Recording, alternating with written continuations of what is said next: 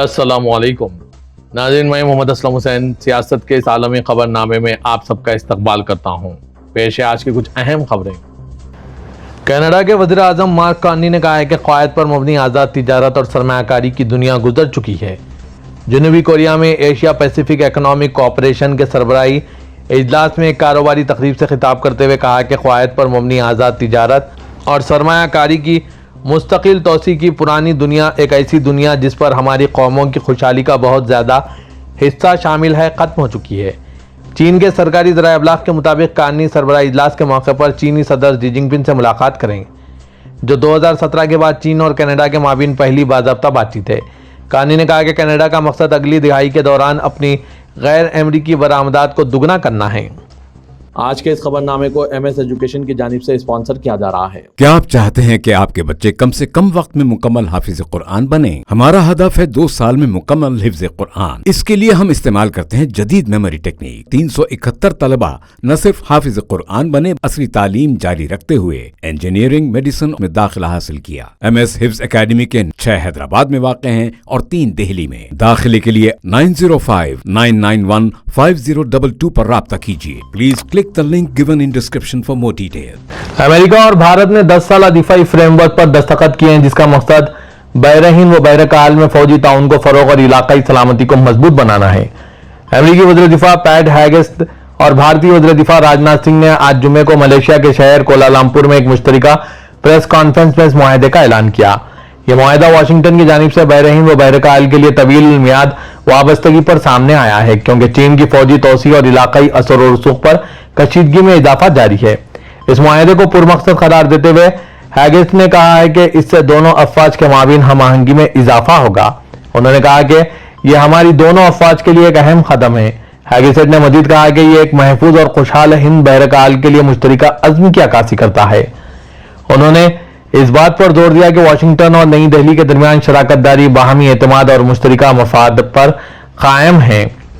امریکی وزیر دفاع نے یہ بھی کہا کہ تازہ ترین دفاعی معاہدہ ہندوستان کے ساتھ مشترکہ سلامتی اور مشترکہ ویژن کے لیے امریکہ کے طویل مدتی عزم کی نشاندہی کرتا ہے۔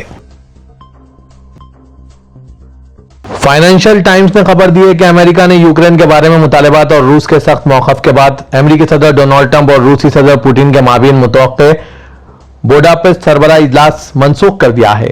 فائنینشل ٹائمز نے اس معاملے سے متعلقہ افراد کے حوالے سے بتایا ہے کہ یہ فیصلہ دونوں ممالک کے اعلیٰ سفارتکاروں کے درمیان کشیدگی کے بعد کیا گیا۔ وائٹ ہاؤس نے ابھی تک کوئی سرکاری بیان جاری نہیں کیا۔ اس ماہ ٹرمپ اور پوٹن کے مابین بوڈاپسٹ میں ہو رہی سربراہ اجلاس کے منصوبوں کو ماسکو کے مطالبات پر ڈٹے رہنے کے بعد روک دیا گیا، جس میں یوکرین کا جنگ بندی کی شرط کے طور پر مزید علاقہ چھوڑنا بھی شامل تھا۔ ٹرمپ نے یوکرین کی جانب سے موجودہ حالات میں فوری جنگ بندی کے مطالبے کی حمایت کی ہے۔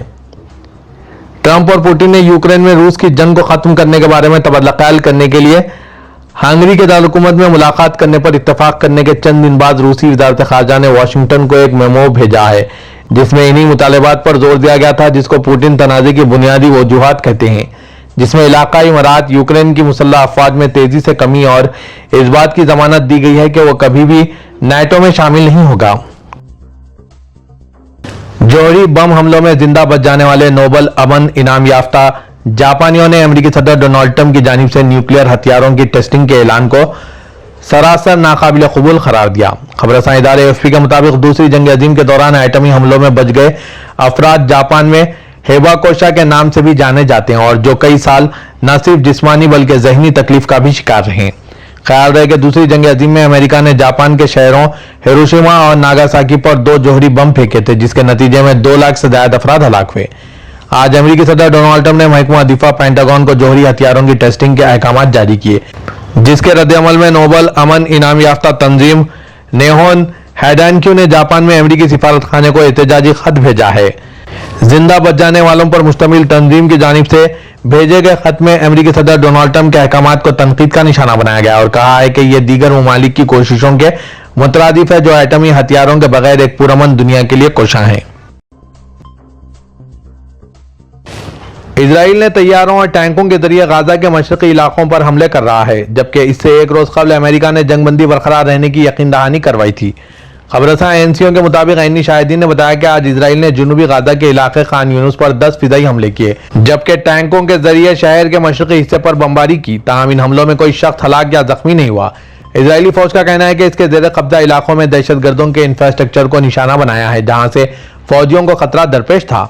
हमास और इसराइल के दरमियान 10 अक्टूबर को जंगबंदी मुआहदा तय पाने के बाद से गाजा की पट्टी पर ये ताज़ा हमले हैं। जुनूबी गाजा के इलाके खान यूनुस में पनाह लेने वाले फलस्तीनी शख्स फतेह ने दोबारा जंग शुरू होने के हवाले से अपने खदशात का इजहार करते हुए कहा कि हम जंग नहीं चाहते, हम 2 साल से बेघर हैं, हमें नहीं पता कि कहाँ जाएं और कहाँ आएं। गाजा की पट्टी में रहने वाले अक्सर फलस्तीनियों को जंगबंदी मुआहदा खत्म होने का खौफ है। इनका कहना है कि गुज़िश्ता 2 रोज से ऐसा महसूस हो रहा है कि जैसे जंग दोबारा शुरू हो गई है। जर्मन चांसलर फ्रेडरिक ने कहा है कि बर्लिन इनकरा को यूरोपीय यूनियन में देखना चाहता है। फ्रेडरिक ने कहा कि उन्होंने तुर्क सदर रजब तैयब एर्दोगान से कहा कि वो यूरोप से इस मसले पर स्ट्रैटेजिक मुज़ाकरात शुरू करने के ख्वाह हैं और उन्होंने कोपनहेगन के म्यार पर तबादला ख्याल किया। ताहम तुर्क सदर एर्दोगान ने इसके जवाब में कहा कि अगर तुर्किया को कोपनहेगन के म्यार के मुताबिक देखा जाए तो इनकरा का अपना इनकरा म्यार है जो यूरोप और दुनिया के साथ इसके ताल्लुकात की रहनुमाई करता है। पहली बार चांसलर की हैसियत से तुर्किया का दौरा करने वाले फ्रेडरिक ने दारुल-हुकूमत इनकरा में एर्दोगान के साथ एक न्यूज़ कॉन्फ्रेंस में कहा कि हम इस बातचीत को आगे बढ़ाना चाहते हैं। इस बात का जिक्र करते हुए कि दुनिया एक नए जोग्राफियाई सियासी मरहले में दाखिल हो चुकी है, जहां बड़ी ताकतें आलमी सियासत को तश्कील देंगी। उन्होंने मजीद कहा कि एक जर्मन यूरोपीय शहरी के तौर पर हमें स्ट्रैटेजिक शराकतदारी को गहरा करना चाहिए, तुर्किया को खारिज नहीं किया जा सकता। उन्होंने मजीद कहा कि तुर्किया खारिजा पॉलिसी और सलामती के तमाम मामलात में एक बहुत अहम किरदार अदा करता है। उन्होंने इस अज़्म का इजहार किया कि जर्मनी सलामती की पॉलिसी पर तुर्किया के साथ करीबी ताउन जारी रखेगा। तुर्किया के नायब सदर जोदत यलमाज ने कहा है कि तुर्किया अपनी दिफाई सनत के हवाले से किसी भी किस्म का समझौता नहीं करेगा। यलमाज ने तुर्किया ग्रैंड नेशनल असेंबली में खिताब करते हुए कहा कि तुर्किया दिफाई सनत पर खुसूसी तवज्जो को जारी रखेगा। उन्होंने जोर दिया कि एक ऐसी दुनिया में जहां नेटो के रुकन ममालिक ने सालाना GDP का 5% बुनियादी दिफाई जरूरियात पर खर्च करने का अज़्म किया है, यूरोपीय यूनियन ने अपने सिक्योरिटी एक्शन फॉर यूरोप यानी सेफ प्रोग्राम का ऐलान किया है। जोग्राफियाई सियासी खतरात बढ़ रहे हैं, तुर्किया को एक मौसर ताकत बनना और अपनी दिफाई सनत को मजीद फरोग देना होगा। उन्होंने कहा कि तुर्किया ने हमेशा सिफारतकारी और अमन को तरजीह दी है। उन्होंने कहा यह एक ऐसा मुल्क है जिसने मुतअद्दिद मामलात में सिफारतकारी और अमन को तरजीह दी है, जैसा कि गाजा से लेकर काराबाग तक, यूक्रेन से लेकर सोमालिया और एथोपिया तक। उन्होंने मजीद कहा लेकिन हमने ये भी सीखा है, चाहे आप कितने ही हक पर हों, अगर आप मजबूत नहीं हैं तो आप इस दुनिया में महज दूसरों के रहम व करम पर जी नहीं सकते। अक़वाम मुत्तहिदा के जौहरी निगरान इदारे के सरबराह ने इस बात की तस्दीक की है कि ईरान जौहरी हथियार तैयार नहीं कर रहा है और इस बात पर जोर दिया कि वो अदम फैलाव के मुआहिदा NPT का पाबंद है। बैनुल-अक़वामी जौहरी तवानाई एजेंसी के डायरेक्टर जनरल राफेल गुरूसी ने आज न्यूयॉर्क में अक़वाम मुत्तहिदा के हेडक्वार्टर में सहाफ़ियों को बताया कि जब भी न्यूयॉर्क या वियना में इससे मुतालिक करारदादें मंजूर की जाती है तो ईरान के रवैये में बार बार गुस्सा पाया जाता है। गुरूसी ने इस बात पर जोर दिया कि इस तरह के इक़दामात के नतीजे में अक्सर तेहरान हमारे साथ ताउन को कम करता है, जिस पर उन्होंने अफसोस का इजहार किया। इस बात का जिक्र करते हुए कि फ्रांस, जर्मनी और बरतानिया की जानिब से स्नैपबैक मैकेनिज्म को कारगर करने पर ईरान के रद्द-ए-अमल में IAEA के साथ अपने ताउन पर नजरसानी करने का फैसला भी शामिल है। रूसी ने इस बात पर जोर दिया कि ईरानी हुकाम ने जौहरी अदम फैलाव की हुकूमत के अंदर रहने के लिए अपने रवैये, आमादगी और अपने अज़्म का इयादा किया है और इसे एक बहुत ही दानिशमंदाना कदम करार दिया। गाजा की पट्टी से 57 मरीजों और इनके अहले खाना का एक और ग्रुप मुत्तहिदा अरब इमारत पहुंचा है। वाम न्यूज के मुताबिक अक्टूबर 2023 से अब तक 2961 अफराद को गाजा से इलाज के लिए मुत्तहिदा अरब इमारत लाया गया। यह इक़दाम गाजा के शहरियों के मसाइब में कमी, तेजी से बहाली, सलामती व इस्तेकाम को यकीनी बनाने और बहरान के मनफी असरात में कमी के लिए इमारात के जारी आलमी इंसानी मिशन का हिस्सा है। इमाराती इंटरनेशनल इमदादी एजेंसी के जरिए इजराइल के रामोन एयरपोर्ट और करम अबू सालम क्रॉसिंग के रास्ते मरीजों का तिब्बी इनखला मुकम्मिल किया गया। मुत्तहिदा अरब इमारत के सदर शेख मोहम्मद बिन जायद अल नहयान की हिदायत के मुताबिक 1000 जख्मी फलस्तीनियों और 1000 कैंसर के मरीजों का इमारत के अस्पतालों में इलाज की सहूलत फराहम की जा रही है। इमारत की इमदादी एजेंसी के वाइस चेयरमैन सुल्तान मोहम्मद शामसी ने कहा है कि मुत्तहिदा अरब इमारत बहरान और तनाज़ात से मुतासरा अफराद की बहाली और इनके मसाइब में कमी के लिए पुरअज़्म है। متحدہ عرب امارات سے عرب ممالک کے مختلف شہروں کے لیے فضائی ٹکٹوں کی قیمتوں میں دسمبر کے دوران اضافہ متوقع ہے، جو اکتوبر اور نومبر کے مقابلے میں 50% تک زیادہ ہو سکتا ہے۔ الامارات الیوم کے مطابق یہ اضافہ اسکولوں میں موسم سرما، سالانوں اور دیگر تعطیلات کے موقع پر مصروف سیزن کے بعد سامنے آ رہا ہے۔ Online ticket booking website سے حاصل کردہ اعداد و شمار کے مطابق دسمبر کے آغاز سے فضائی کرایوں میں نمایاں اضافہ ریکارڈ کیا جا رہا ہے۔ قیمتوں میں اضافہ 10 جنوری تک مختلف سطح پر برقرار رہنے کی توقع ہے۔ دمشق کے لیے اوسطاً کرایہ نومبر میں 1200 درہم سے بڑھ کر 1800 درہم ہو گیا، 50% اضافہ ریکارڈ کیا گیا۔ بیروت کے لیے 38%، عمان کے لیے 33%، قاہرہ کے لیے 27% اور اسکندریہ کے لیے 20% اضافہ ہو چکا ہے۔ ایک ٹریول گروپ کے چیف ایگزیکٹو کا کہنا ہے کہ دسمبر کے لیے ٹریول بکنگ کے بعد ٹکٹوں کی قیمتیں اکتوبر سے بڑھنا شروع ہو گئی ہے۔ اگرچہ سعودی عرب ہیلتھ کیئر کے شعبے کو مسلسل بہتر بنا رہا ہے، لیکن یہ سوال اپنی جگہ پر ہے کہ معاشرے کو صحت مند بنانے کے لیے ماہرین بڑھتے ہوئے چیلنجز کا مقابلہ کیسے کر رہے ہیں۔ سعودی عرب کے شہر ریاض میں گلوبل ہیلتھ ایگزیبیشن کے 8ویں ایڈیشن کے دوران شرکاء کے سامنے اس موضوع سے متعلق مختلف مباحث پیش کیے گئے۔ ڈاکٹر، سرمایہ کار اور دیگر فیصلہ ساز ریاض میں ہو رہی کانفرنس میں اس لیے جمع ہوئے تھے کہ سعودی عرب میں ہیلتھ کیئر کے مستقبل کے لیے بہترین حل سامنے لا سکیں۔ ڈاکٹر ولید فتحی انٹرنیشنل میڈیکل سینٹر کے بانی، بورڈ کے چیئرمین اور CEO ہیں، جنہوں نے طب کے جامع تصور پر عرب نیوز سے بات کی۔ ان کا کہنا ہے کہ جب میں امریکہ سے واپس آیا تو میں ہیلتھ کیئر کی سطح کو بلند اور طب کا جامع تصور متعارف کرانا چاہتا تھا۔ انہوں نے کہا کہ یہی وجہ ہے کہ پہلے دن سے ہمارا مشن یہ تھا کہ ذہن، جسم اور روح کے علاج کے لیے ایک منفرد اپروچ کے ذریعے الوحی اخلاقیات پہ عمل کرتے ہوئے دنیا میں ہیلتھ کیئر کے بہترین معیار کو اپنایا جائے۔ سعودی عرب میں تاریخی نوادرات کی غیر قانونی تجارت کے خلاف قوانین کو مزید سخت بنایا جا رہا ہے۔ سزاؤں پر عمل درآمد کو یقینی بنایا جا رہا ہے اور مختلف سرکاری اداروں کو ایک مشترکہ کوشش کے تحت متحد کیا جا رہا ہے۔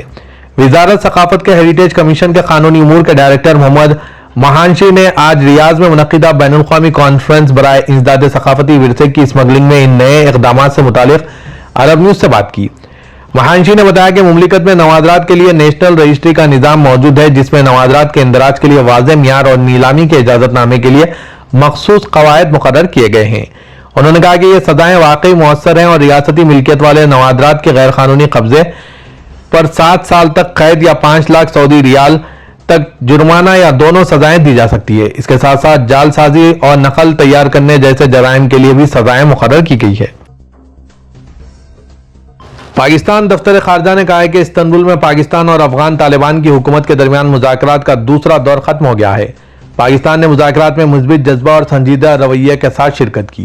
ترجمان دفتر خارجہ طاہر اندرابی نے آج جمعے کو اسلام آباد میں ہفتہ وار پریس بریفنگ دیتے ہوئے بتایا کہ پاکستان کا موقف واضح رہا کہ افغان سرزمین دہشت گردی کے لیے استعمال نہیں ہونی چاہیے۔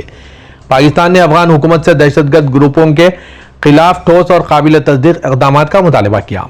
ان کا کہنا ہے کہ پاکستان نے 4 سال سے افغان حکام کو دہشت گرد تنظیموں کی موجودگی کے بارے میں قابل اعتبار معلومات فراہم کی، لیکن بارہا یقین دہانیوں کے باوجود افغانستان سے پاکستان پر حملوں میں اضافہ ہوا۔ ترجمان دفتر خارجہ کے مطابق اکتوبر میں افغان سرزمین سے پاکستانی علاقوں پر بلا اشتعال حملے کیے گئے، جس کا پاکستان نے بھرپور جواب دیا۔ طاہر نے کہا کہ پاکستان امن کا خواہاں ہے، مگر اپنی خود مختاری اور عوام کے تحفظ کے لیے ہر اقدام اٹھائے گا۔ افغانستان اور پاکستان کے درمیان کشیدگی بدستور بڑھ رہی ہے۔ دراصل افغان سیکورٹی اداروں نے ایک اہم دہشت گرد کو گرفتار کیا ہے، جس نے چونکا دینے والا انکشاف کیا۔ وہ پاکستان کے شہر کوئٹہ میں دہشت گردی کی تربیت حاصل کرنے کے بعد افغانستان میں داخل ہوا تھا۔ افغان ٹی وی چینل طلوع نیوز کے مطابق گرفتار دہشت گرد کی شناخت سعید اللہ کے نام سے ہوئی ہے، جو داعش سے وابستہ ہے۔ وہ فرضی شناختی کارڈ کے ساتھ طورخم بارڈر کراسنگ سے داخل ہونے کی کوشش کرتے ہوئے پکڑا گیا۔ افغان حکام نے ایک ویڈیو جاری کی جس میں سعید اللہ نے اعتراف کیا ہے کہ میں نے پاکستان کے شہر کوئٹہ کے پہاڑوں میں تربیت حاصل کی۔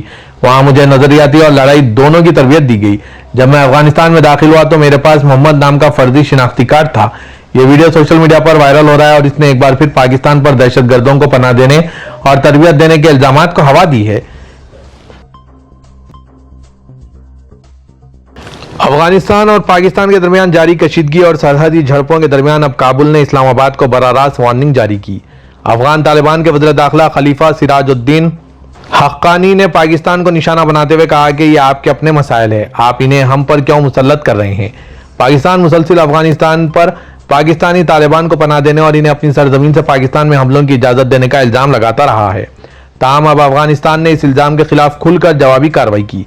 अफगानिस्तान के वज़ीर दाखिला खलीफा सिराजुद्दीन हक्कानी, जिन्हें तालिबान हुकूमत में सबसे ज़्यादा बाअसर रहनुमाओं में शुमार किया जाता है, उन्होंने कहा कि अफगानिस्तान ने बारहा पाकिस्तान को TTP के मसले के हल की पेशकश की है, लेकिन इस्लामाबाद अपनी नाकामियों का जिम्मेदार काबुल पर लगा रहा है।